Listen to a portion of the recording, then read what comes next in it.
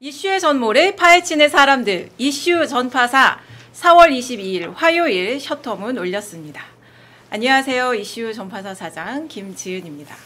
자, 오늘 전파사 인물 전파사입니다. 대선 주자를 널리 깊이 전파하는 시간, 대선 주자 특별 라이브, 국민의힘 대선 후보 경선에 출마한 홍준표 후보 모셨습니다. 안녕하세요. 안녕하세요. 오늘 나와주셔서 감사합니다. 오랜만이네. 네, 오랜만입니다. 한 3년 됐어요. 아니, 마지막으로 뵌지는 그렇고요. 저 2007년부터 뵀으니까 예. 굉장히 오래됐죠. 그렇습니다. 오늘 이재명 더불어민주당 후보를 앞서셨어요. 응? 이재명 후보보다 먼저 전파사에 출연하셨습니다. 아, 그래요? 네. 이재명 후보 아직 안 나왔거든요. 아, 지금 아마 지방 돌아다니면서 쇼하기 바쁠 겁니다. 쇼하기 바쁘다고요?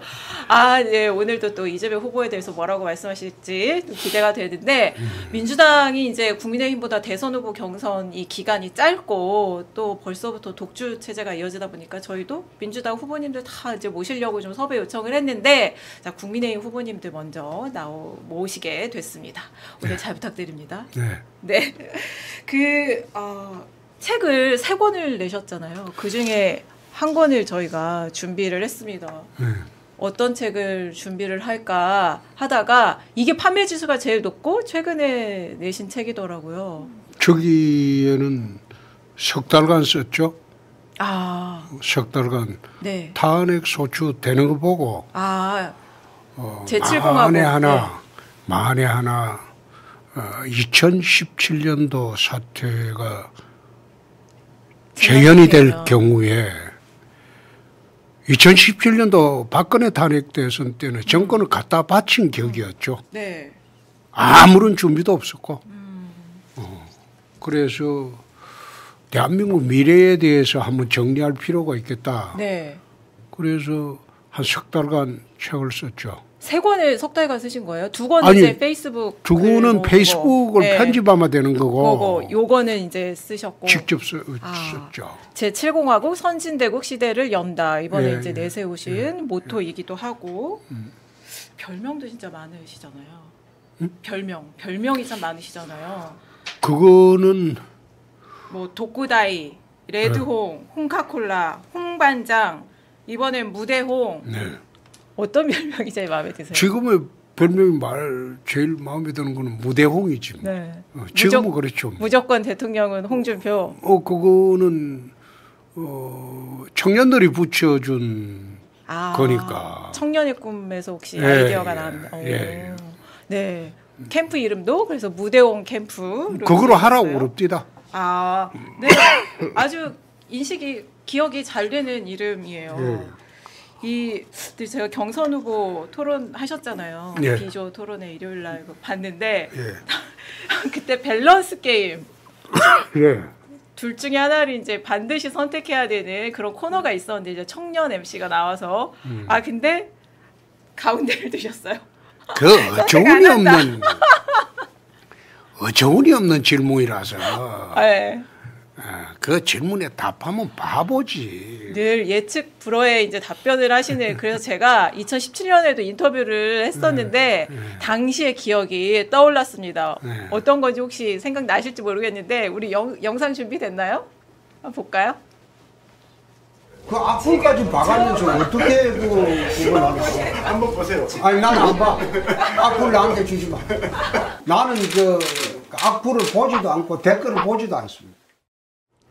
이게 뭐냐면 대선 주자들한테 악플을 주고 이제 악플을 실제 읽어보고 그거에 대해서 좀 피드백을 담는 건데 유일하게 악플을 안 보신 후보님이셨습니다. 악플을 보면 심신 건강에 안 좋아요. 그거는 맞습니다. 괜히 거기에 매몰될 필요 없어요. 정치라는 거는 어차피 절반의 게임이야. 어차피 절반의 게임이야. 절반을 확실히 잡으면 그렇죠. 이긴다. 정치라는 게, 선거라는 게 어차피 절반의 게임이죠. 한 사람만 뽑잖아요. 네. 그러니까 절반만 하면 어떤 선거라도 이기죠. 네. 그런데 뭐 하려고 나한테 욕질하는 사람까지 신경 써가면서 선거를 합니까? 스트레스 받고. 에이. 아. 그래서 네. 나는 악플 안 봐요. 지금도. 아, 지금도 안 봐요. 안 보시는데. 그 악플 쓰는 사람 보고 어쩌다 보면 아이고 이 사람 집에서 할 일이 없으니까 자기 스트레스 풀려고 한다. 네. 뭐 그 정도로 생각하죠. 알겠습니다. 오늘 뭐 좀 이 질문을 하지 말아달라 하는 거 있으세요? 없습니다. 네, 후보님은 그런 게 원래 없으시죠. 네. 오늘도 어떤 또 반전의 매력을 보여주실지 기대를 하면서 시작해 보겠습니다. 아니, 네. 경 기자, 네. 있는 그대로 삽니다. 아, 네. 어? 있는 그대로 판단을 받고 있는 그대로 사는 겁니다. 네. 거기에 내가 무슨 이미지 정치하는 사람도 아니고 네. 내 성질대로 사는 겁니다. 네. 제가 뵌 정치인 중에서 사석과 공석에서 이미지가 가장 비슷한 분이 또 후보님이세요. 거의 차이가 없죠. 정치를 하는 사람들 보면 한참 이야기하다가 마이크가 딱 들어오면 180도 달라지죠. 네, 그런 분들도 있어요. 나는 마이크가 있든 없든 간에 똑같습니다. 네, 그렇습니다. 하석에서도 비슷합니다, 여러분. 제가 유튜브 진행을 해보니까 네. 섭외가 진짜 중요하더라고요. 네. 근데 이 불출마 선언한 오세훈 시장 가장 먼저 만나셨잖아요. 어떻게 섭외하셨어요? 섭외가 아니고 네. 이미 출마 선언하고 난 뒤에도 둘이서 식사를 했었어요. 사이가 좋아요. 아, 네. 예전에 그 아니, 내 대학 후배고 네. 또 고대 법대 후배고 약간 안 좋았던 그래서 시절도 있었는데. 안 좋았다고 밖에서 네. 보셨겠지만은 네. 둘 사이가 좋아요. 이 미운정 고운정 다 들어서 그런 거 아니에요? 미운정은 없죠. 없습니까? 그래서 네. 작년 10월에도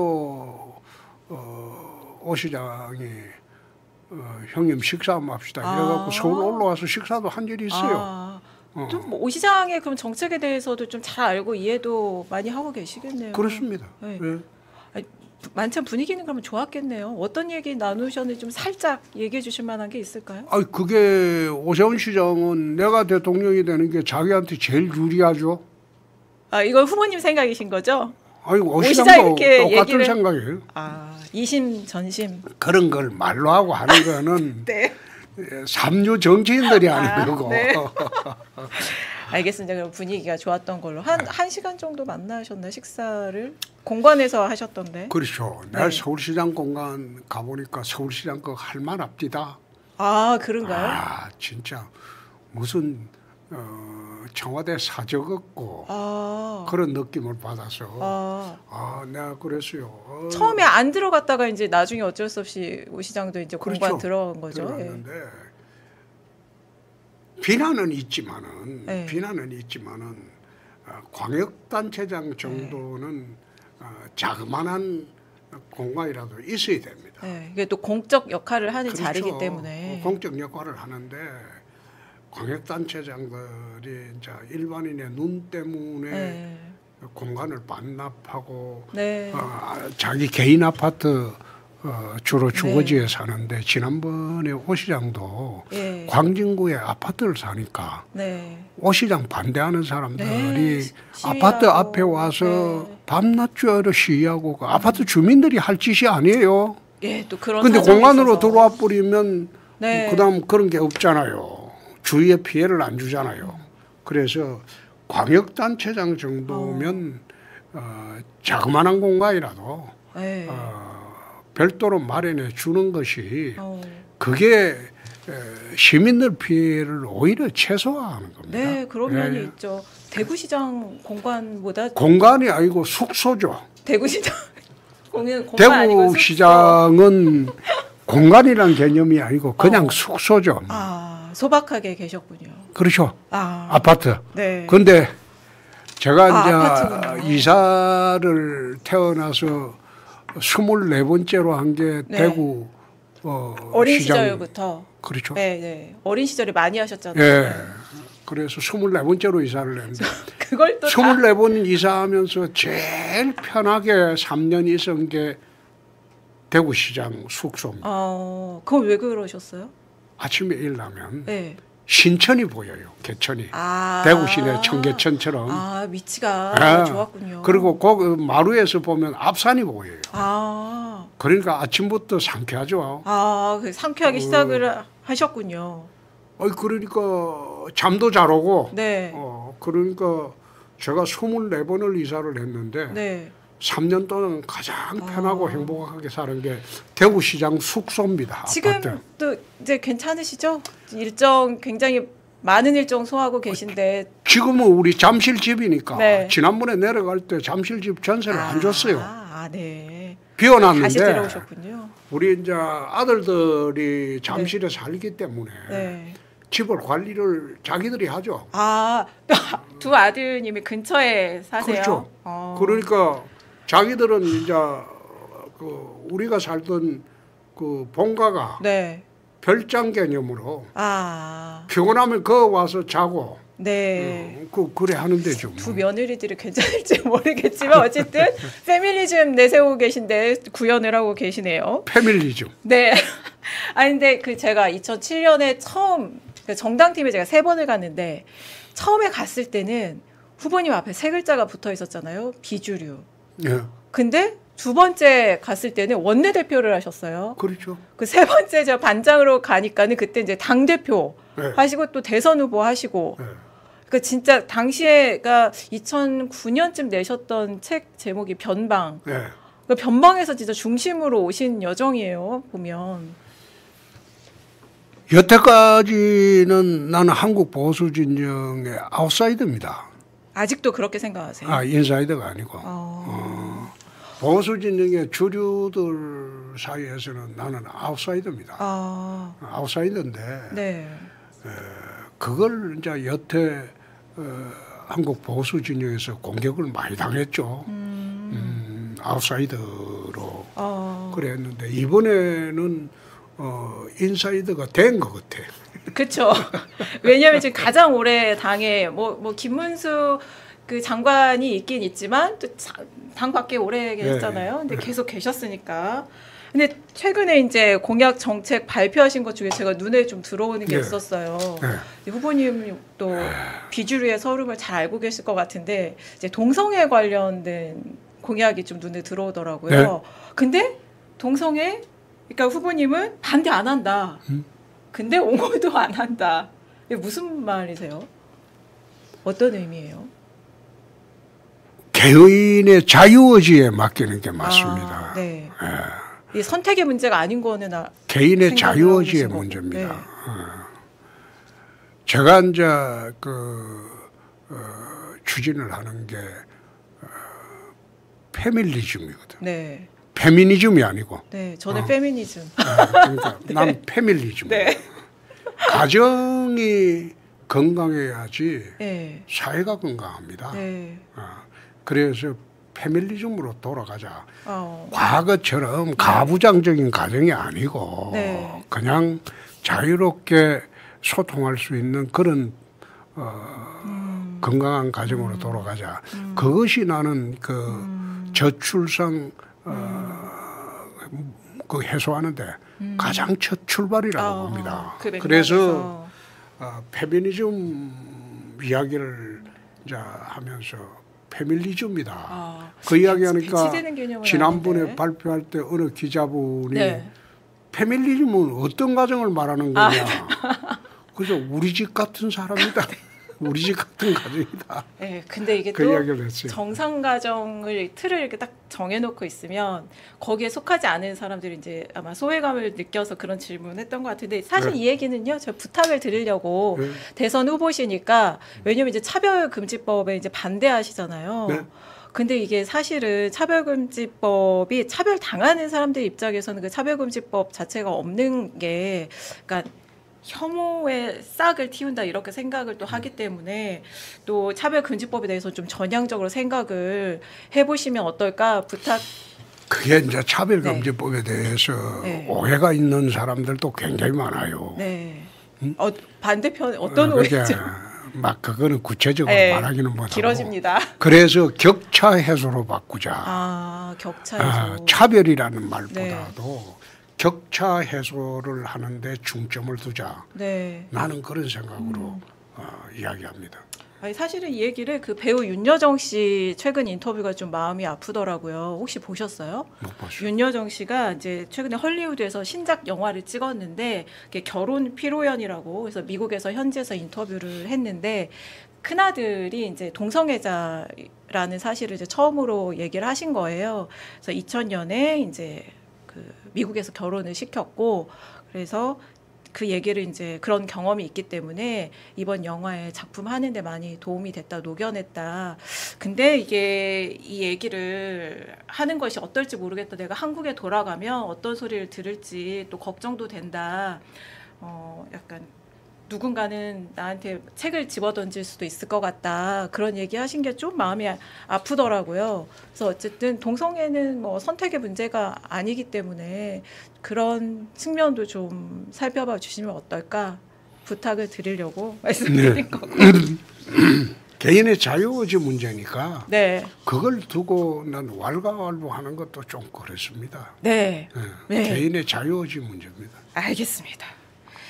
오늘 저녁에 이제 1차 컷오프 명단 발표가 되잖아요. 야, 몇 등 예상하십니까?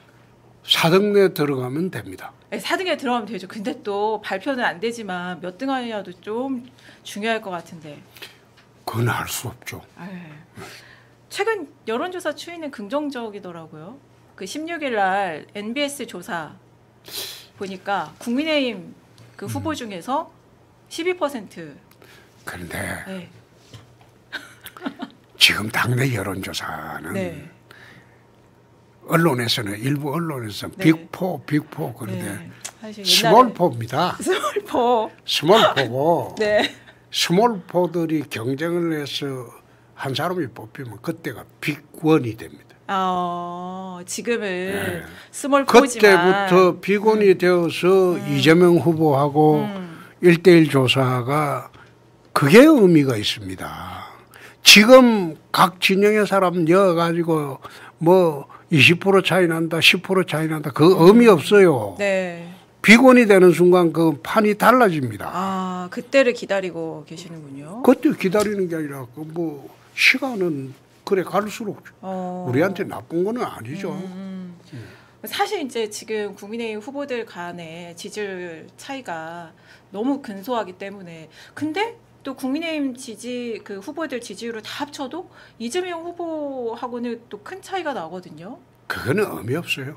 아. 그거는 네. 큰 의미를 두지 않습니다. 네. 경선이 끝나고 난 뒤에 네.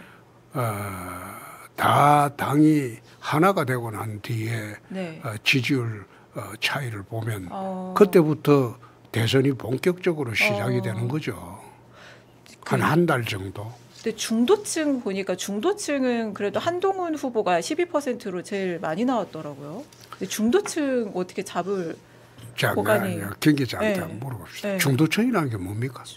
여기 지금 2030 여기 스태프들이 공교롭게도 2030인데 다 무당층이에요. 중도층 여기 있어요. 그건 중도층이라고 하는 게 아니죠. 네. 스윙보터 계층. 스윙보터 계층이죠. 네. 선거 때 대해서 정치적 무관심으로 선거를 하지 않거나 네. 선거를 하더라도 사람 인물 보고 찍지 정당 보고는 안 찍는 네. 그런 사람들을 중도층이 아니고 스윙계가 네, 그렇죠. 그 사람들은 네. 우리 당에 찍을 수도 있고 민주당에 찍을 수도 네. 있어요. 그 중도층은 중도층이라는 네. 개념이 없고 중도층을 위한 정책도 없어요. 중도층은 없다. 그 정책 자체가 없어요. 스윙보터 계층. 미국 지난번에 대선을 할 때 미국의 스윙보터 지역이 동부의 7개 주. 네. 그 주를 장악하는 사람이 미국 대통령이 된다고 하잖아요. 네.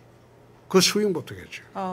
그 사람들은 민주당을 찍을 수도 있고 네. 공화당을 찍을 수도 있습니다. 네. 이번 대선도 그런데 지난번에 트럼프 네. 대선 때는 7개 주 스윙보터 계층들이 전부 선택을 트럼프로 했습니다. 네. 그러니까 그걸 중도층이라고 표현하는 거는 나는 그게 선거 신문을 알고 소위 사람들이 그런 말을 하나 소위 뭐 선거 전문가라는 사람들이 평론가들이 내가 그 이야기하는 거 보고 중도층을 위한 정책 자체가 없습니다. 저 중도층은 실체가 없다. 실체 없고 스윙보트 계층이라. 어쨌든 여기 오늘 또 제작진이 공교롭게도 2030에 네. 말씀하신 스윙부터층이기 때문에 오늘 스태프들 좀 마음을 잡으시면 한 발짝 대통령에 더 다가가실 것 같은데. 여기 몇 표 안 되는데. 아니 또 여기 가족들도 있고 또 이 알겠습니다. 제작진들이 네. 저희가 이제 선거 관련 법 때문에 말씀을 드리려고 하는데 오늘 그 제가 말씀드린 선거 여론조사 MBS 조사인데요. 자세한 내용은 중앙선거 여론조사 심의위원회 홈페이지 참고하시면 됩니다. 어쨌든 그래서 이게 본선에서 뭔가 더 승기를 잡으려면 지금 반명 빅텐트 얘기 나오잖아요. 그렇죠. 네, 후보님은 좀 해야 된다 이렇게 보시는 것 같던데. 후보로 선정되면 제일 먼저 해야 할 게 이제 빅텐트를 구성을 해야 되겠죠. 그 빅텐트를 구성해야 되는데 그 안에는 어떤 후보들이 들어가나요? 반명이면 누구라도 해야죠. 반명이면 누구라도 해야죠. 반명이면 누구라도 이재명의 중범죄자가 다스리는 나라를 원치 않는 사람들은 다 참여를 하도록 해야죠. 근데 이 예를 들어서 이준석 개혁신당 후보나 만약에 무소속 출마하면 유승민 후보도 아마 그 안에 들어가게 될 텐데 이 두 분은 좀 탄핵에 대해서 지금 유승민 후보는 우리 당 사람이에요. 왜 그 유승민 후보 가만히 있는 유승민 후보를 꺼내고 그런지 심각하게 고민하고 있는 것 같던데요. 이해가 안 된다는 거예요. 네. 어떤 기사 왜 그런 기사가 나오는지도 이해가 안 되고. 연락을 좀 해보셨어요 혹시? 그 연락할 시간이 어디 있어요. 어쨌든 이준석 후보만 생각을 하더라도 탄핵에 대해서 생각이 너무 다르기 때문에 나중에 이 텐트 안에 다 들어올 수 있다. 탄핵 선거가 아닙니다. 이번 선거는 네. 탄핵을 주제로 하는 선거가 아닙니다. 탄핵으로 인해서 선거가 생겼지만은 이번 선거는 6공화국을 정리하고 7공화국을 준비해야 되는 그런 선거입니다. 개헌이 화두다. 개헌뿐만 아니라 사회체제 전체가 바뀌어야 되겠죠. 체제를 바꾸는. 그렇습니다. 네, 그런 과도기적인 선거다. 그렇죠. 네. 근데 사실 국민들한테는 탄핵도 중요한 것 같은데, 개헌하고 탄핵 질문을 별로 안 좋아하시는 것 같긴 하지만, 사실 국민들한테는 아직. 개헌은 해야 되겠죠. 네. 그건 100% 해야 되는 거고. 네. 탄핵 문제는 이젠 과거가 되었기 때문에. 네. 거기 매몰되어서 과거 회기적인 선거를 하는 것은 나라 미래를 위해서 옳지 못하다. 난 그런 생각을 합니다. 근데 아무튼 이제 후보님의 생각은 그러하시지만 계엄이 잘못됐다. 그리고 헌재 선고가 타당하다. 그러니까 받아들이는 여론이 사실은 굉장히 헌재 선고 직후에도 보면 이제 보수층에서도 56%, 39%대 56% 긍정 부정론이, 그리고 중도층에서는 80%, 전체 국민은 69%가 어쨌든 헌재 선고를 받아들이는 잘 됐다 이렇게. 안 받아들이면 방법이 있습니까? 헌법재판소 그 단심제예요. 네. 비상계엄 하에 군사재판하고 똑같은 겁니다. 재심이 없어요. 네. 방법이 있어요. 결정이 잘 됐건 잘못됐든 간에 그건 다툴 방법이 없는 거예요. 네. 응? 네. 성복하는 거하고 어쩔 수 없이 성복하는 거하고는 달라요. 그래서 네. 지금 우리 당에 계엄에 찬성한 사람 단 한 사람도 없습니다. 계엄은 잘못된 것이라 그거는 우리 당의 사람들 중에서 네. 의원들 중에 찬성한 사람 한 사람도 없어요. 그런데 탄핵할 정도는 아니었다. 탄핵까지 가는 것보다 네. 자진하야의 기회를 줬어야 옳았지 않느냐 그런 주장입니다. 근데 그랬다가 대통령이 번복했잖아요. 번복한 게 아니라 대통령이 탄핵 선고되기 한 달 전에 자진하야 일정을 마지막 법정에서 발표하는 게 좋지 않느냐. 혹시 그때 그런 의견 그런 이야기를 했어요. 직접 전달을 했어요. 네. 그런데 그래서 나온 게 임기에 연연하지 않고 개헌하고 정치 개혁에 주력하겠다. 그래 답변이 나왔는데 마지막에 네. 그게 이제 제가 보기에는 비협이었다는 거죠. 미흡했다. 비협이었다는 거죠. 분명하게 밝혔어야 기각 되는데. 되더라도 언제까지 하야하겠다. 그 말씀을 했으면 아마 탄핵은 기각됐을 겁니다. 근데 아무튼 이제 윤 대통령이 지금 형사 재판 받고 있는데 그 재판정에서 하는 얘기들이 국민의힘에는 그렇게 도움이 안 될 것 같아요. 메시지 계엄이었다. 이런 발언들 어떻게 보세요? 계엄을 하고 싶었겠습니까? 내가 윤통 입장을 내가 이야기를 하면 네. 집권 후에 야당은 계속 탄핵 이야기를 했어요. 네. 집권하자마자 네. 임기 5년은 너무 길다. 네. 그 이야기한 사람도 있고 그 다음에 인사청문회를 단 하나라도 한 사람이라도 받아준 사람이 있습니까? 근데 강대강으로 그냥 부딪혔죠. 탄핵을 29번을 했어요. 네. 탄핵을 하면 어떤 문제가 생깁니까? 탄핵 자체의 문제가 아니고 네. 직무가 정지돼 버려요. 그렇죠. 국정 운영이. 그럼 장관이고 뭐고 공석이야. 네. 국정 운영을 마비시켜요. 네. 어떻게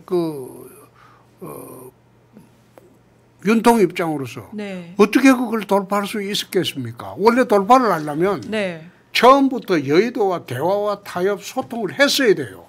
근데 그걸 안 했잖아요. 안 했죠. 네. 그 안 하고 검사 정치를 계속 3년간 하는데 막판에 가니까 도저히 이거는 대통령 하기가 어려운 거예요. 거기다가 당대표라는 사람이 사사건건 시비 걸고 깐족되고 그래 하니까 더 이상 하기가 어렵다. 나는 그걸 정치적 자폭이라고 봅니다.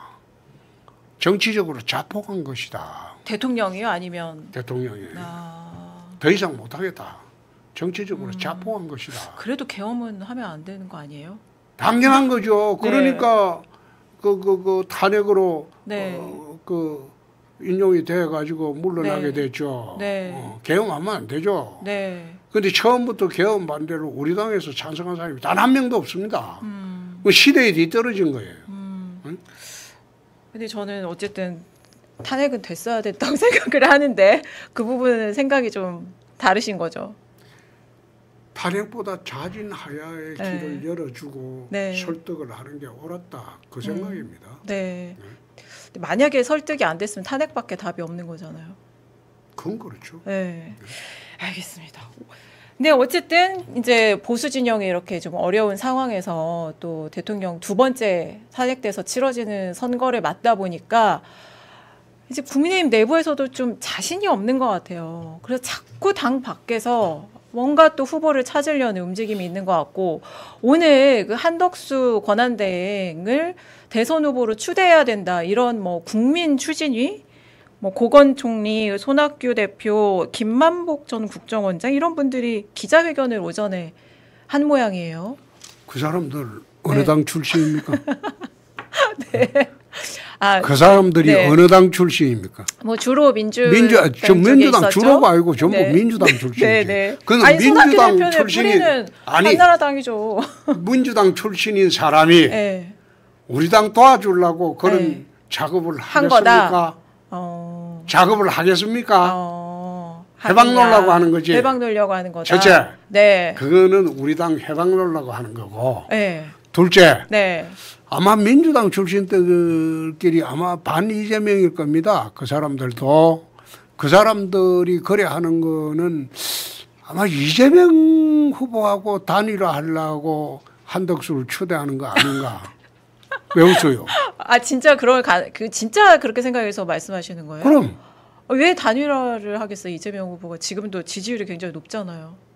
그러니까 자기들이 이재명이 싫으니까 그 후보 바꾸려고 하는 거 아니냐. 뭐 그렇게 보여지는 거죠.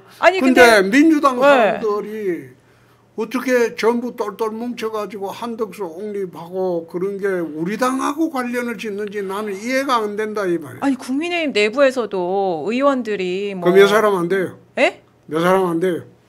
거의 뭐 80명에 육박했던 사례도 있던데 아니에요? 만나보셨어요? 혹시 그런 생각 가진 의원들? 아니, 그런 소리 내 질문한 것 자체가 불쾌해요. 아. 우리 당을 어떻게 보고 한두 사람이 떠드는 걸 그걸 전부 뭐 50명이니 80명이니 그 당 흔들려고 하는 그 작패에 불과하지. 그러니까요. 경선 후보들이 버젓이 있는데 왜 당 밖에 있는 권한대행을 그렇게 끌어들이는지. 저 한덕수 들어오면 네. 어떤 대선이 됩니까? 지금 못 들어오죠. 아니 들어오면 어떤 대선이 돼요? 탄핵 대선 안 됩니까? 아니 이제 윤석열 한덕수 씨 역할이 지금 한덕수 대행의 역할이 뭡니까? 그러니까 지금 조기 대선 잘 치러야 되는데. 경선의 공정선거를 하는 경선의 심판입니다. 네. 그 역할이 제일 중요하죠. 네. 지금 미국 관계 저 관세 거기에 오늘 그 뭡니까 최상목 대행이 최상목 그 장관이 출발하고 그랬습니다만 미국이 관세 유예를 지금 90일 했죠. 네네. 네네. 그런데 미국이 곧 물러나고 이제 무너지는 정부하고 관세 협상을 하겠습니까? 그러니까요. 네. 그거는 어쨌든 새로운 정부 생기고 난 뒤에 미국이 하려고 하겠죠. 그런데 그런 노력이라도 해야 되지 않느냐. 그런 측면에서 거기에 집중하는 것이 맞지. 그렇죠. 지금 앉아서 한덕수 대행이 나오게 되면 탄핵 대선 되죠. 네. 탄핵 당한 정부의 총리입니다. 한덕수 지금 근데 상식적으로 그게 안 되는 걸 왜 억지를 부리고 있어요? 그걸 또 질문을 왜 합니까? 근데 김 기자도 기자를 갖다가 지금 오래 했으면 그 정도는 알고 질문을 해야지. 오늘 뭐든지 다 질문하려면서 아니 근데 상식적이지 않은 걸 왜 한덕수 권한대행의 태도가 좀 이상하잖아요. 파이낸셜 타임즈하고 인터뷰에서도. 그 양반이 어떤 태도를 취하고 나는 관심이 없어요. 나는 이 선거만 관심이 있지. 한덕수 대행에 대한 관심이 없어요. 네, 어쨌든 나온 것 자체가 말이 안 되는 얘기다. 라는 입장이시죠? 네. 어쨌든 그렇게 약간 2017년에도 막 반기문 뭐 유엔 사무총장하고 뭐 빅텐트를 해야 된다 뭐 이런 얘기 저런 얘기 있었는데 이렇게 당 밖에 그런 뭔가 반짝 뭔가 스타들한테 이렇게 기대려는 행태가 또 반복이 되고 있으니까. 어디 한두 분이 있은 것도 아니고 난 이 당의 못된 행태가 어디 한두 분이 있었습니까? 내가 한두 번 겪냐. 대단치 않게 봅니다. 알겠습니다. 근데 윤 대통령 얘기는 좀 해야 될 것 같은데요. 거기는 이미 이제 탄핵을 당하고 책임을 지고 나가신 분이기 때문에 언급을 하는 게 나는 적절치 않다는 생각입니다. 이번 선거는 윤 대통령 선거가 아니고 홍준표 대선이라고 나는 보고 있기 때문에 윤 대통령에 대한 찬반, 뭐 왈가왈부하고 뭐 신당 웃는 그것도 아무런 의미 없다고 봅니다. 그래서 나는 거기에 관심도 없고 신경도 전혀 안 씁니다. 아니 그 윤 어게인 신당도 사실은 당 안에 그걸 같이 하겠다고 했던 의원이 있는 것 같아요. 그거는 김 기자가 어떻게 취재했는지 모르지만. 근데 발을 뺐대요. 아니 발을 빼고 안 빼고 그런 생각을 하는 게 좀 어리석죠. 이미 끝난 분인데 그러면 편하게 우리가 다음 선거 준비하는 게 맞겠죠. 네, 알겠습니다. 아까 이제 그 윤석열 정부 내내 야당의 행태에 대해서도 얘기를 하셨는데 만약에 이제 그 시절에 대통령이셨다면 야당하고의 협치를 그때 어떻게 좀 푸셨을 것 같아요? 야당 그렇게 줄탄핵으로 계속 대통령의 업무 중에서 80%가 정치입니다. 그렇죠. 그리고 한국 대통령은 미국도 마찬가지입니다. 미국 대통령이 하는 일 중에서 가장 집중적으로 하는 게 의회 설득입니다. 미국 대통령은 조찬 때 거의 야당, 상대당 당 지도부나 중요한 역할을 하는 의원들 모시고 조찬하고 만찬하고 만나서 대화하고 설득하는 일입니다. 그게 그걸 정치죠. 윤 네. 대통령이 3년 동안 안 했어요. 네. 그러니까 이런 사태가 온 겁니다. 네. 그래서 다음 대통령은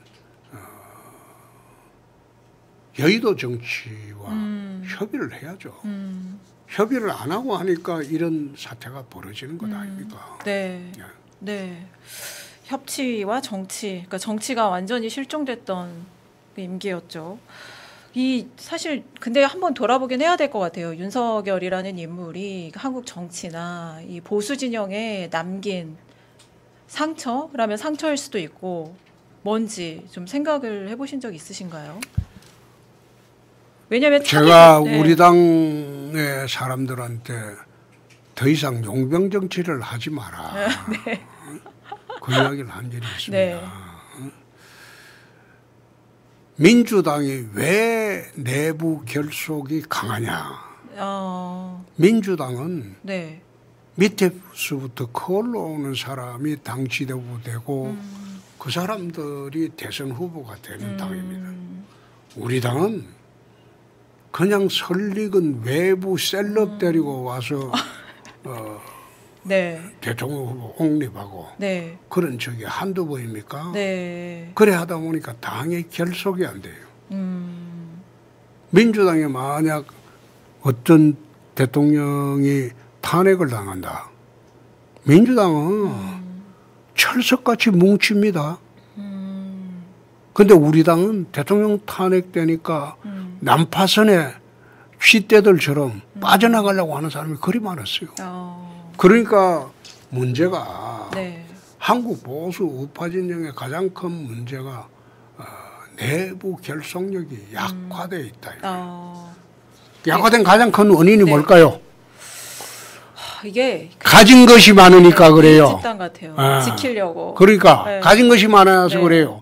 지켜야 할 게 많아서 네. 그래요. 어?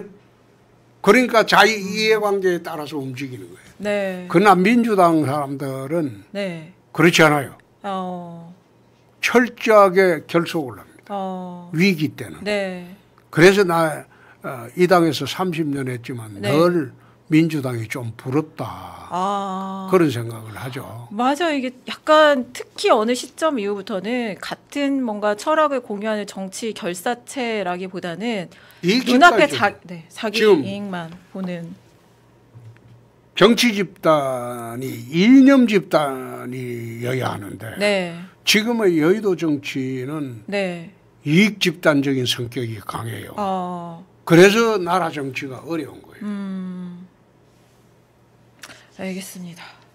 어쨌든 지금 오늘도 얘기를 하셨고 여러 인터뷰에서 이제 이재명 더불어민주당 후보를 향해서 여러 이제 말씀을 하셨잖아요.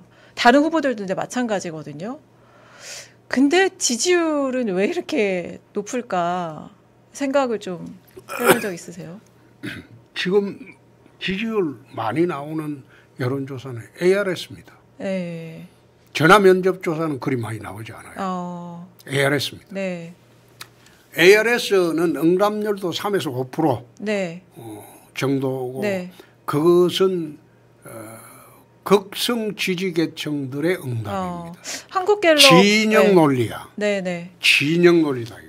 한국갤럽이나 MBS 보면 30%대 나오는 그러니까 것 같아요. 네. 지금 뭐 한국 여론조사 기관 중에 MBS가 가장 네. 공평하죠. 4대 여론조사 기관이 공동으로 합동을 하기 합니다. 때문에 여기는 작업을 못합니다. 네. 소위 말하자면. 네. 그러나 ARS는 아주 작업하기가 쉽죠. 그래서 거기에 착시 현상이 있을 수가 있죠. 있다. 그러니까 지지율 거기에 네. 취해서 했다가는 낭패 보는 수가 있죠. 네. 그러면 좀 이 지지율의 변동이 있을 거라고 보세요? 이재명 후보의 지지율에? 민심의 변동이 있을 거라고 이제 그래 보는 네. 거는 지금 전부 한국 사회를 지금 움직이는 거는 진영 논리입니다. 네. 에? 내 진영의 사람이라면 네. 강도 네. 뭐 온갖 파렴치범도 상관없다. 네. 그게 지금 한국 사회의 진영 논리입니다. 에? 민주당 우리 당 사람이라면 이거는 뭐 파렴치범도 상관없다. 그러나 남의 당 사람은 아무리 저런 사람도 네. 싫다. 네. 그게 진영 논리 아니야. 예, 그렇죠. 그게 한국 사회가 진영 논리로 쫙 갈라져 있기 때문에 이재명 현상이 일어나는 거예요. 저 여기서 저런 사람을 지지할 수가 있겠어요? 상식적인 사람이라면. 그런데 네. 지지율 높여 나오는 거는 진영 논리 때문이라니까요. 진영이 뭉친 거다. 그렇죠. 아니 근데 진영 논리 얘기하셔가지고 잠깐 또 궁금한 게 생겼는데 만약에 이재명 후보가 이제 대통령이에요. 근데 계엄을 했어요. 그럼 그때도 자진하야가 더 맞는 방식이라고 혹시 생각을? 대통령이 될 리가 없으니까 그건 답변 안 하겠습니다. 네. 이번이 어쨌든 지금 네 번째 경선 2번 포함하면 네 번째 도전이시잖아요. 세 번째지. 한 2007년. 번은, 아니 한 번은 친이 친박이 하도 싸우니까 중재하러 갔던 거고. 그 출마로 안 치시는 거예요? 출마로 안 치는. 아니 저는 그때 저기 연설에 엄청 감동받았는데 말진 때 취재하러 갔다가. 그거는 네. 뭐 친이 친박이 싸우니까 중재하러 갔던. 네. 어쨌든 뭐. 지금 이제 후보님 기준 세 번째, 제 기준 네 번째 경선 2번 이제 포함해서 도전하시는 건데 왜 그렇게 대통령이 하고 싶으세요? 내가 그 공직에 들어온 지가 금년이 43년입니다. 검사 생활 포함해서 그러신 거죠. 네. 43년인데 네. 내가 참 대한민국의 혜택을 많이 받았습니다. 내가 8선입니다. 선출직 8선. 뭐 광역단체장 3번, 네. 국회의원 5번. 네. 거기에다가 당대표도 2번 했어요. 네. 원내대표 하시고. 하고, 그 선출직도 포함해야죠. 하고, 그래 다 했는데 네. 이제 마무리해야 될 시점이 아닌가 그런 생각을 합니다. 그래서 대한민국이 이게 80년 해방 80년을 보면 이승만의 건국 시대였죠. 나라를 세우는 시대고, 그다음 박정희의 조국 건대화 시대고. 잘 먹고 잘 살자. 네. 그다음에 YSDJ의 민주화 시대입니다. 네. 민주화 시대는 갈라먹자. 네. 네? 분배. 네. 갈라먹자. 네, 성장 다음에 이제 분배를 더 중요하게 여겼다. 잘 먹고 잘 살게 됐으니까 네. 이제는 갈라먹자. 네. 그 다음 시대는 나는 선진대국 시대라고 봅니다. 한국의 시대적인 발전상이. 네. 그럼 우리가 선진대국으로 가려면 정치 체제가 변화가 있어야 되겠죠. 그리고 경제 체제도 변화가 있어야 되겠죠. 네. 사회적인 변화도 따라줘야 되겠지. 네. 문화, 모든 방면의 외교, 이 선진국에 걸맞는 네. 그런 체제를 갖추는 시대를 만들어야 되겠지. 네. 그 시대를 만드는 마지막 대통령이 되고 싶다. 그런 소명을 갖고 그렇습니다. 도전을 하시는 거군요. 네. 근데 이전에 어쨌든 달리 보면 한번 본선에서 패배의 경험이 있으시잖아요. 그거는 민심에서 패배했죠. 박근혜 때. 네. 그래서 그 다음에는 당심에서 패배했죠. 네. 그 다음에 경선에 나갔는데 네. 될 줄 알았는데 당심에서 네. 민심에서는 내가 10.27%나 이겼죠. 네. 당심에서 패배했죠. 원인을 그렇게 생각하고 계세요? 패배를 좀 복귀를 어떻게 하고 계신지 궁금해서 드리는 질문이었어요. 객관적인 지표가 그러니까. 그 다음에 이제 이번에는 민심과 당심을 동시에 잡아야지 내 뜻을 이룰 수 있다.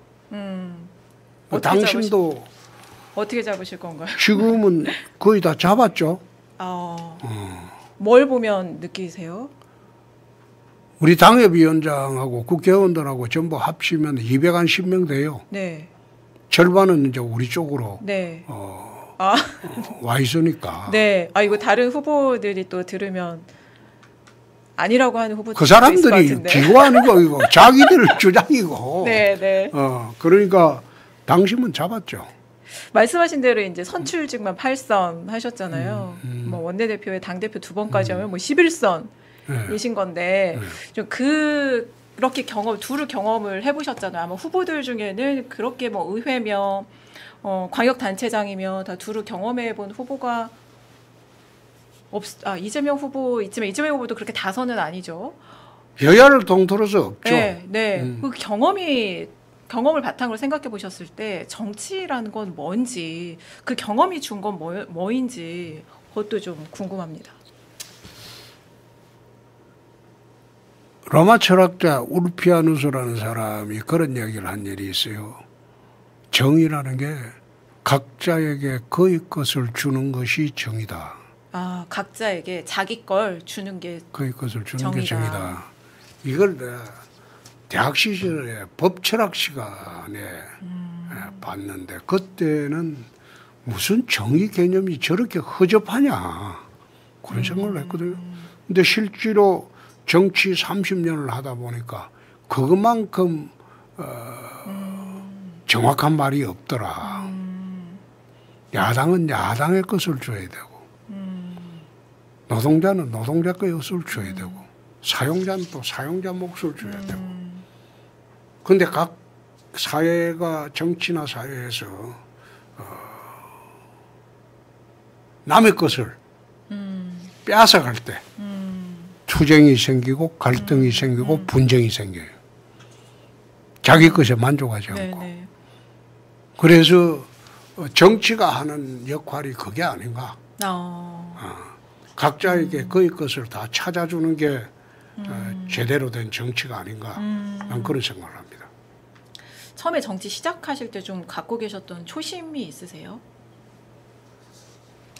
처음 시작할 때요. 내가 뭐 앉아서 조직폭력배들이 내가 강력검사를 네. 꽤 오래 했거든요. 하셨죠. 모래시계 검사로. 그러니까 조직폭력배들이 네. 우리 가족들 협박하는 바람에 정치판에 들어왔죠. 네.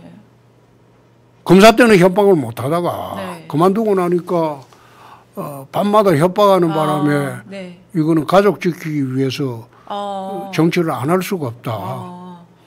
그래서 내가 37일 만에 내가 국회의원 됐어요. 네. 그때는 참 운 좋았어요. 송파갑에 출마하셨을 때. 그래요. 네.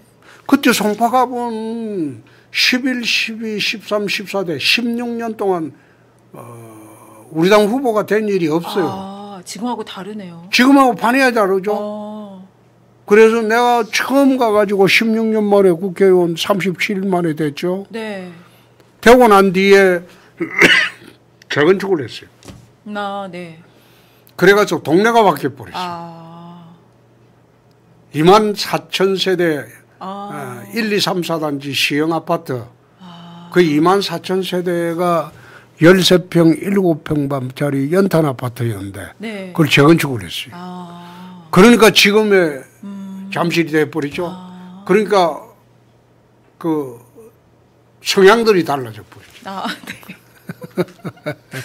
밭을 아예 바꾸셨네요. 근데 어쨌든 이제 정치를 계속 하시면서 초심은 그러셨지만 좀 진화한 발전한 초심이 계기가 좀 있으셨을 것 같아요. 내가 삼선이 되면서 네. 검사 때를 벗는데 한 8년이 걸렸어요. 재선 때까지는. 네, 오래 그래서 그때는 DJ 저격수도 하고 네. 노무현 저격수도 하고 네. 그래가지고 그때는 정치인이 아니라 검사의 연장이었죠. 아니 오래 걸리네요. 그럼 지금 뭐 초선 검사 출신 의원들 다 검사라고 봐야 되겠네요. 아니요. 의원님 그때를 후보님은 그러셨다. 검사 물을 빼는 데가 네. 내가 11년 했는데 네. 그 물 빼는 데가 한 8년 걸렸어요. 삼선 후에 비로소 정치라는 게 그런 게 아니다. 그래서 저격수 졸업하고 이제 나라 전체의 틀을 어떻게 가꾸는 게 좋겠다. 그래서 삼선 이후에 나라 전체 틀 가꾸는데 네. 거기에 주력을 하기 시작했으니까 그때가 2004년도일 겁니다. 네. 2004년도니까 네. 지금 한 20년. 그러네요. 21년 전. 21년 네. 정도 하죠. 그때부터 이제 정치라는 게 이런 거구나. 그렇습니다. 생각을 하고 좀 초심도 바뀐 그렇죠. 계기가 되신 저는 거죠. 국회에 있을 때는 상임위를 갔다가 한 곳에 오래 안 있었습니다. 딱 네. 오래 있었던 데가 환경노동위원회. 네, 맞죠. 네, 5년 그렇죠. 몇 개월 있었고 네. 그 외에는 상임위에 6개월, 1년만 있고 다른 데 가서 또 보고 내가 국회 상임위에 10개 이상 돌아다녔어요. 그러기 쉽지 않은데요. 아니요. 그게 이제 제일 인기 좋은 상임이에요. 국토위 같은 데는 아무도 안 네. 바꿔주려고 하니까 그거는 못 가고 네. 다른 데는 내가 거의 다 다녔죠. 아니 의원들이 보면 이게 가고 싶어하는 상임위에 계속 오래 있거나 이런 분들이 많아서 근데 두루 그렇게 상임위 경험한 분들이 별로 근데 없는 저는 것 같아요. 한 10여 곳 이상 네. 그 상임위를 돌아다녔어요. 네. 뭐 외교 통일, 국방, 뭐 행안, 뭐 기재부, 정무위, 뭐 그다음에 환노위 지금 대강 이런데 내가 한 10여 곳 다녔어요. 그러면서 시각이 좀 넓어지셨군요. 국정 전반을 보는 거죠. 네. 국정 전반을. 네. 알겠습니다. 이제 여러분이 눈치채셨을지 모르겠지만 후보님하고 저하고는 좀 많은 게 달라요. 후보님은 페미니즘이고 저는 페미니즘이고 예. 또 윤 대통령이 탄핵당하는 건 좀 과했다 생각하시는데 저는 탄핵당해도 싸다. 몇 번 당해도 싸다 이렇게 생각하는데 뭐 그런 생각할 수 있죠. 네. 예. 어쨌든 근데 제가 인정하는 게 있어요. 예. 후보님 연설을 정말 잘하세요. 어? 연설. 제 2007년 그 대선 후보 경선 때 울산 연설을 아직도 잊지를 못하는데 그 가사 탕진하고 이제 대학 때 온 가족이 울산으로 이주를 했는데 그때 아버님 얘기로 시작을 하셨잖아요. 그 현대중공업에서 철근 이렇게 누가 못 훔쳐가게 지키는 일을 하셨다고. 철근 지키는 거예요. 네. 그리고 또 아마 대선 후보 수락 연설인 것 같은데 또 거기서도 어머니 아버지 얘기로 연설을 하신 거 아버지는 이제 무학이고 어머니는 문맹이고 그 연설 하신 게 기억에 남는데 직접 쓰세요? 그냥 늘 궁금했어요. 직접 나는 쓰신 것 같거든요. 연설문을 수첩에 워드만 딱 씁니다. 여태까지 대선 후보 토론회 가서도 네. 키워드만 수첩에 몇 개 써가지고 들어가요. 네. 그걸 정답을 생각하고 들어가면 네. 머리가 굳어요. 네. 그러니까 자유스럽게 이야기하고 네. 상상력을 펼칠 수 없으니까 연설문도 써가지고 가는 게 아니고 핵심 키워드만 네. 써가지고 그 수첩 들고 연단에 올라갑니다. 문장도 아주 짧게 단문으로 얘기를 하시잖아요. 어머님 얘기도 정말 감동적이었고. 아니 네. 나는 그게 이제 그때는 오죽답답하면 그렇게 했어요. 정책할 말도 없고, 네. 아니 탄핵 뭐 박근혜하고 전부 몰라 그래 버렸는데 2017 할 말이 없잖아요. 네. 응? 그러니까 오죽답답하면 그때 탄핵 대선 때 전국 유세를 다니면서 제일 처음 뭐 했는지 알아요? 뭐 하셨어요? 노래부터 불렀어요. 왜 노래를 불렀겠어요? 주의를 좀 관심 주의를 끌도록 하기 위해서. 그때는 2017년도 대선할 때는 정말 당이 무너지고 그때 유세장에 나온 국회의원도 몇 명 안 됐어요. 당협위원장 유세장에 나온 일 없어요. 국회의원이나 원내당협위원장도 나온 일 안 없어요. 나오고. 나 혼자 댕겼어요. 지난번에 탄핵 대선할 때 어디 경기 북부에 어느 지역에 와달라고 해서 가보니까 다리 밑에 네. 내가 다리 밑에 한 20명 모여서 거기서 연설하고 가라고 합디다. 그래도 대선 후보인데 네. 그런 참혹한 대선을 내가 한번 경험을 해봤어요. 그런데 네. 그때 무슨 연설문이 어디 있어요. 한국일보에서 그 당시에 네. 2017년도 대선 당시에 교육 공약을 내달라고 요청이 왔는데 네. 우리 당에서 어떻게 한 줄 알아요? 우리 당 교육 공약 공란으로 나갔어요. 공약 없다. 당에서 안 준 거예요? 안 준 게 없지. 그 준비가 없어서. 그러니까 교육 공약을 딱 후보별로 네. 문재인은 네. 뭐고 네. 안철수는 뭐고 이러는데 홍준표 이래갖고 그 정도로 열악한 공란을 딱. 네. 한국일보 그때 보세요. 네. 교육 공약 공란으로 나갔죠. 나는 나간 줄도 몰랐어. 나중에 아셨군요. 나중에 알았는데 실제로 그때는 또 어떻게 했냐면 당에서 어차피 떨어질 대선인데 혹시 이게 페이백을 못 받을 수 있다. 15%못 넘어가면. 아. 그때 4%였으니까. 네, 네. 시작하실 때. 네. 네. 그러니까 TV 광고를 44회로 하기로 되어 있는데 네.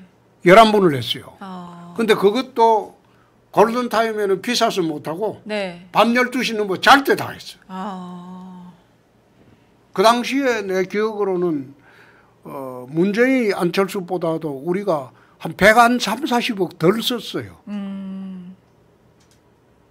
그런데 나중에 득표율 득표율 그렇게 나는 그때 24%라고 네, 많이 했는데 네. 나는 15% 넘는 거 보고 그래 안도를 냈습니다. 아. 당의 이 재정적인 치명상은 네, 폐는 안 끼쳤다. 폐는 안 끼쳤다.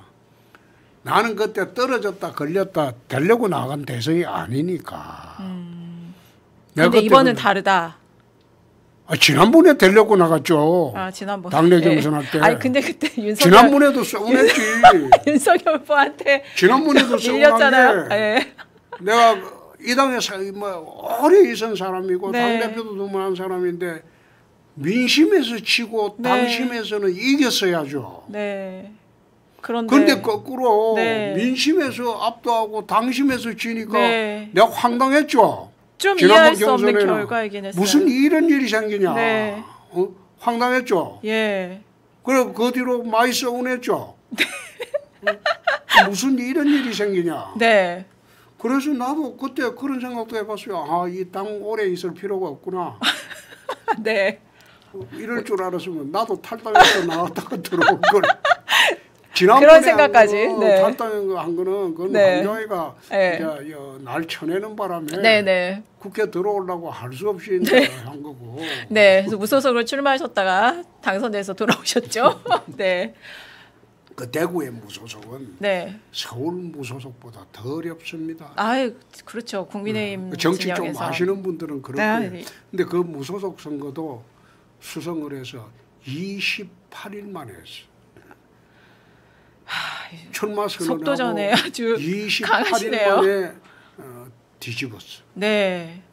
그렇게 해서 이제 돌아오셔서 이번에 또 대선 후보에 도전하고 계신데 이번에는 어쨌든 다르다. 올해 근데 이번에도 좀 갑작스럽게 치러진 대선이기도 하잖아요. 준비를 다 했어요. 미리 준비를 좀 많이 네. 하셨어요? 3개월 동안 책도 내가 직접 썼고 네. 정책도 우리 팀들이 10년 팀이 있습니다. 네. 다 따듬었고 네. 그리고 조직도 과거와는 달리 나보고 독고다이라고 하잖아요. 네. 그죠? 그런데 나는 당대표 선거나 뭐 할 때 국회의원들한테 손벌리가 선거를 해본 일이 없습니다. 한 번도 없습니다. 근데 지난번에 해보니까 안 되더라고. 예, 실탄 없이 어떻게 선거를. 경선할 때 보면 안 되더라고. 예. 그래서 이번에는 국회의원들한테 이제 업소도 하고 손도 벌리고 당협위원장들 하고 네. 그 한 석 달 동안 한 100여 명 만났죠. 열심히 만나셨네요. 그렇죠. 네. 이번에는 떨어지면 안 되니까. 알겠습니다. 뭐 오늘 저녁에 발표될 4명 안에는 뭐 4명 안에만 들어가면 것 우선은 같고. 되죠. 뭐. 그러면 되실 거라고 보세요? 저는 가능하면 지금 본선 시간이 없어요. 네. 그래서 어째 경선 빨리 끝내야 된다. 사자 때 끝냈으면 51% 받아서 끝냈으면 좋지 않겠나. 네. 하셨는데. 그 생각입니다. 네. 어쨌든 5월 3일 날 결정이 되죠. 아니요. 사자 경선은 오늘 결정 나고 최종 전당대회가 29일 날 사자 경선 결과 발표나죠. 네. 근데 거기서 51%만 2인 그때는 2인 발표를 하고 최종 2인 발표가 아니라 51%만 되면 받으면 결성이 없습니다. 그렇군요. 그러면은 진짜 오늘 결과에서부터 2자 경선까지 되게 중요하겠네요. 4자 경선 결과 나오는 시간까지가. 4자 경선 거기서 끝낼 수도 있으니까. 끝날 수도 있죠. 그러네요. 우리는 본선이 시간이 없으니까. 네. 4자 경선에 끝내는 걸 목표로 캠프에서는 준비를 하고 있습니다. 네, 알겠습니다. 저 이제 제가 그 과거에 연설문 이제 준비 안 하시고 이제 즉흥적으로 하신다고 했는데 그 연설이 이제 좋은 연설은 다 남아 있더라고요.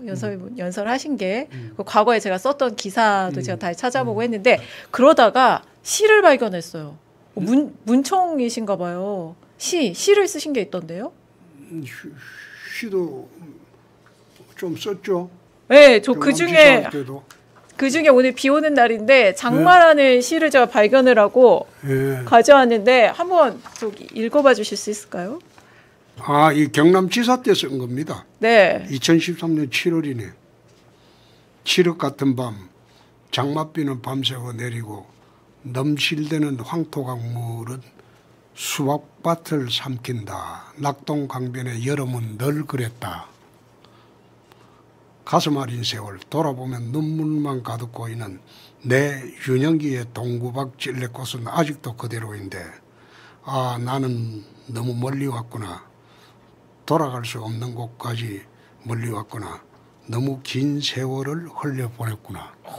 이 경남지사 할 때 7월에 장마철에 쓴 대학 다닐 때 문학을 했습니다. 단편 소설도 하나 있습니다. 아 진짜요? 있는데 하여튼 대학 다닐 때는 그랬습니다. 시를 좀 몇 편 써둔 게 있으세요? 있죠. 종종 쓰시는 것 같은데. 페이스북에 가끔 올리시고. 씁니다. 올립니다. 예. 어쨌든 이걸 발견을 했는데 또 이런 마음이 드시는 때도 있구나. 왜냐하면 굉장히 강해 보이잖아요. 그게 김기자요. 없는 사람이 이재명 후보나 저는 참 어려운 집안에서 자랐어요. 그런데 이재명 후보하고 극명하게 다른 게 뭔가 하면 이재명 후보는 정오를 통해서 자기 야망을 키웠어. 세상을 정오하면서. 그러니까 형수한테도 쌍말하고 그게 본성이 다 나오는 거예요. 무상연애하고 세상 정오를 태워서 자기를 키웠지만 나는 세상을 긍정적으로 봤습니다. 나도 열심히 노력하고 바르게 살면 저런 사람처럼 될 수 있구나. 나는 그런 식으로 세상을 살았어요. 그게 이 후보하고 내가 보면 어떤 때는 이재명 후보 보면 짠할 때가 있죠. 이 아름다운 시에도 또 어떻게 이재명 후보 얘기를 하시면서 어쨌든 아니 토론회 때 면전에서도 혹시 그렇게 막 공격적으로 하실 거예요 나중에? 그 본선에 하게 되면 원래 그 대선 후보 토론은요. 이번에 트럼프하고 해리스하고 하는 거 보세요. 미국 TV 토론하는 거 보면 그건 원색적으로 합니다. 원칙적으로 할 수밖에 없죠. 거기 가서 무슨 본격 잡고 그래요. 알겠습니다. 어쨌든 저는 이 시를 보고 지금까지 좀 이제 정치를 하시면서 한켠에는 또 이런 마음이 있으셨구나. 이런 생각을 하게 됐습니다. 오늘 이슈 전파사 나오셨는데 어떠셨어요? 인터뷰 어떠셨습니까? 다른 때하고는 달리 이게 짜여진 극본으로 안 하니까 참 편하고 좋네요. 다행입니다. 안 좋아하시잖아요. 각본 이런 거. 아니요. 난 각본 같은 거 안 좋아해요. 그렇죠. TV 가더라도 그 작가가 그 각본 짠 대로 안 합니다. 그렇죠. 그래서 이제 당황스러운 상황이 좀 발생하기도 하고 진행자 입장에서 하지만 오늘 저도 아주 편안하게 좋은 시간 인터뷰 잘 해주셔서 감사했습니다. 혹시 마지막으로 유권자들에게 하시고 싶은 말씀 있으시면? 그게 이제 이번 선거가 저는 생각을 그래 합니다. 정권 연장이냐 정권 교체냐 그게 아니고 이재명의 나라냐 홍준표의 나라냐 그걸 선택하는 선거라고 봅니다. 그래서 그걸 아마 본선에 가게 되면 집중적으로 국민들한테 비교해놓고 이재명의 나라가 되면 어떻게 될 거고 홍준표 나라면 어떻게 될 거다. 그걸 비교해놓고 국민들에게 한번 선택해 보시라고 할 겁니다. 알겠습니다. 고맙습니다. 오늘 나와주셔서 감사합니다. 감사합니다. 이슈 전파의 시작과 끝 이슈 전파사 대선주자 특별 라이브 오늘 홍준표 국민의힘 후보와 함께 했습니다. 여러분 함께 해주셔서 감사합니다.